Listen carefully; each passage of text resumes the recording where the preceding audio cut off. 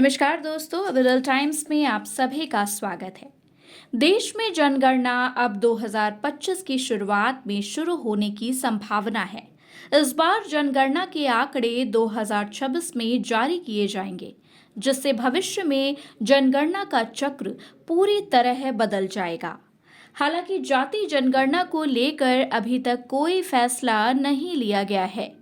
Corona के कारण टली गणना अब बदलेगा। चक्र जनगणना 1951 से प्रत्येक 10 साल के अंतराल पर की जाती थी, लेकिन 2021 में कोरोना महामारी के कारण जनगणना टल गई थी। इसके अलावा राष्ट्रीय जनसंख्या रजिस्टर यानी कि एनपीआर को भी अपडेट करने का काम बाकी है। अभी तक जनगणना की नई तारीख का आधिकारिक तौर पर ऐलान नहीं किया गया है।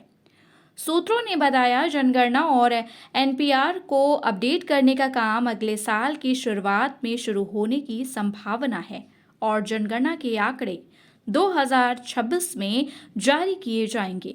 इससे भविष्य में जनगणना का चक्र बदल जाएगा। इस बार की जनगणना के आंकड़े लोकसभा सीटों के परिसीमन और संसद और विधानसभाओं में महिलाओं के लिए 33% आरक्षण लागू करने संबंधी प्रावधानों के कारण बेहद अहम है।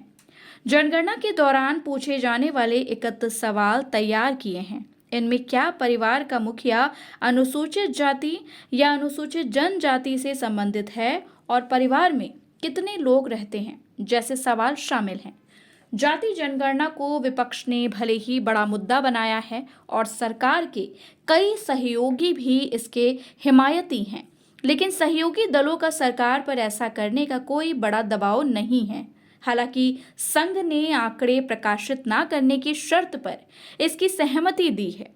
दूसरी तरफ सरकार की सबसे बड़ी सहयोगी टीडीपी ने भी विपक्ष की जाति गणना के जवाब में कौशल गणना का नया विचार सामने रखा है, जो रोजगार के अवसर प्रदान करने पर केंद्रित हैं। इस बार लोगों से यह भी पूछा जा सकता है कि वे किस संप्रदाय के अनुयायी हैं। इसी तरह अनुसूचित जाति में वाल्मीकि, रविदासी जैसे अलग अलग संप्रदाय हैं, यानी धर्म वर्ग के साथ संप्रदाय के आधार पर भी जनगणना की मांग पर सरकार विचार कर रही है। जनगणना अगले साल होने की खबरें सामने आने के बाद कांग्रेस ने इस पर सर्वदलीय बैठक बुलाने की मांग कर दी।